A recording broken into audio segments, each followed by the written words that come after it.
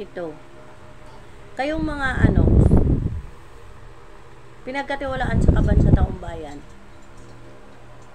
pinagkatiwalaan sa pundo, ang mga pinagkatiwalaan dito, yung treasurer, auditor, at secretary, ang lahat, kayong lahat, kahit sa school man yan, sa hospital man yan, sa lahat ng ahensya man yan, sa barangay man yan, sa city man yan, o sa kahit saang ano, ahensya sa gobyerno.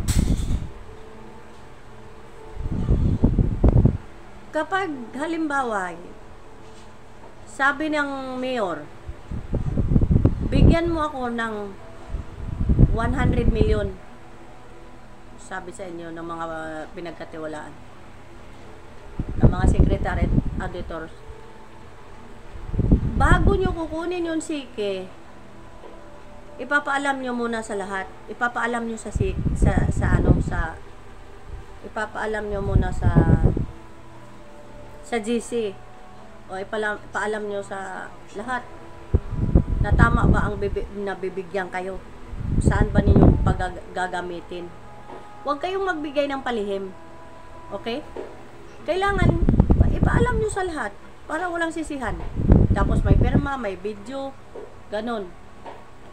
Dito ha, pero 2025 sa ano na tayo, sa bangko na yan. Ang lahat ng pera sa kahit saang bangko, sa sulok-sulok ng bansa natin, basta PNB o kaya BDO, PNB o kaya BDO o kaya BPI, ganyan.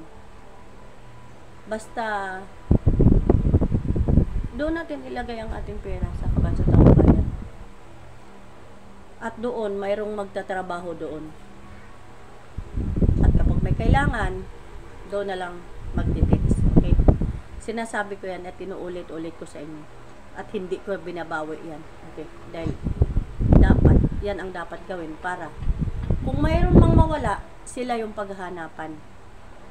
Hindi na senador, congressman, vice mayor, presidente. Dahil ito nga si Sara, si Pacquiao, diba pinagbintangan na nawawala ang pera. Ang gagawin na lang ninyo, Manny Pacquiao, hindi Sara, ibalik nyo na lang yung pera para wala nang kuskus balongos, okay? Wag na kayong umano sa DepEd. Wag na kayong magmalasakit. Ibalik nyo na lang yung pera. Ipapatrabaho na lang yan sa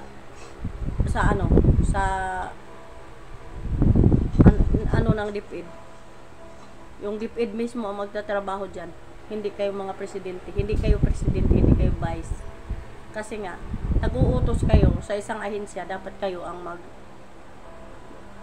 sila ang kikilos, mag-uutos lang kayo. At hindi kayo ang magdala doon ng pera, dapat yung armor cars ng truck. Okay? Wag kayong kumuha ng pera na hindi armor car ng truck ang magdala sa kahit saang ahensya. Lalo na at malaki ang halaga nito. Okay? Kahit pangsahod sa pulis, doon na kukunin sa ATM. Lahat ATM na. Card na. Papasok doon sa machine, tapos yun, kukuha ng pera. Doon na sila. At ang lahat ng mga empleyado sa gobyerno dapat, sa 2025, dapat lahat, minimum. Kaya nga pinakakwenta sa inyo yun, diba, ang pinagkakitaan. Pero kapag kulang talaga yan, hindi malabong, pwede natin gawin ang building paupahan para ito ang magtustos sa sahod sa mga empleyado sa gobyerno. Sa lahat sa buong bansa ng Pilipinas. Maging sa iba't ibang bansa, yan ang gagawin ninyo. Para hindi na kayo magkanda utang-utang sa iba't ibang bansa. Magkautang man kayo ng pera, sa pera pa rin sa gobyerno, sa pinagkakitaan pa rin sa gobyerno. Okay? Ang lahat ng sinasahod sa mga empleyado sa gobyerno ito ay ananggaling sa negosyo sa gobyerno. Hindi masama magnegosyo ang gobyerno ng building paupahan para sa kaayusan sa mga mahihirap. Okay? Para sa karagdagan ng sahod, para sa paglalaan, kung ano man yung kakulangan na dapat nating punuan o pagagastusan, lalo na sa mabilisan ng pag-aksyon, mayroon tayong kaagad na huhugutan. Hindi na tayo kailangan mangutang pa sa ibang bansa. Hindi tayo magiging alipin sa kinukulitaran natin, diba? Sa kumikitang ahensya na ikinulateral natin. So hindi na tayo magka-collateral na collateral kasi nga kapag may problema tayo, may panghuhugutan naman tayo, diba? So yan ang dapat natin gagawin. Okay? Basta kayong mga treasurer, auditor at secretary, wag na wag kayong a-action kaagad at palitan kaagad ang cheque na dala-dala sa isang empleyado. Presidente man yan o vice president, senador man yan, congressman o mayor man yan o kapitan man yan o general man yan. Okay? O ano ba yan? Ipapaalam mo na sa iba, titingnan mo na sa computer kung talagang ito. Computerized na tayo kaya ngayon. Diba? Makikita lahat. Kung ito ba talaga ay totoo, hindi ba to piki, ganyan. Diba? Kailangan. Alamin mo muna. Ipipinding mo muna ng isang araw para pag-alam kung ano ang katotohanan. Lalo na't malaking halaga ito. Pero kung halimbawa ang cheque niya ay 50 mil lang naman at saka pababa sa 50 mil, pero 100,000 pataas, kailangan mapinding yan ng isang araw para alamin kung saan ito nanggaling, totoo ba ito na tugunan ang cheque na to na palitan sa bangko, ganyan, para kung saan ba ito gagamitin, titingnan kung anong paggagamitan, picturean, videohan, i-estimatein kung magkano gastusin. Hindi kay bira ka lang ng bira dyan. Ang ending, magkahanapan na naman. Malapit na naman ang Pasko, ando na naman tayo sa Kongreso. Naglitis-litis na naman. Imbis pasayahin natin ang pamilya natin, doon tayo sa Kongreso naglitis-litis.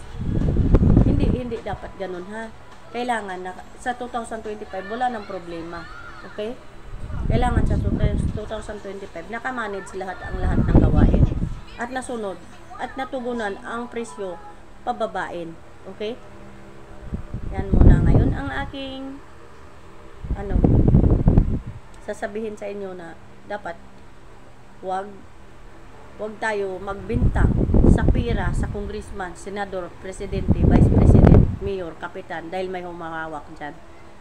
Kapag may mawala, uulitin ko sa secretary, treasurer at auditor lamang natin. Hahanapin at sila ang magsabi kung sino ang kumukuha nito. Kung sino ang nag-withdraw nito. Okay? Wag daw ha. Kapag sinabi na sino ang kumuha nito, dapat banggitin kaagad ang pangalan at ipatawag yung taong kumukuha ng pera, na umuutang ng pera, para malaman natin kung ano ang sasabihin niya, kung kailan niya ito bayaran, di ba? Kung saan niya ito ginagastos. Okay? Para malinawan ang lahat. Okay? Para walang away-away, walang hanapan.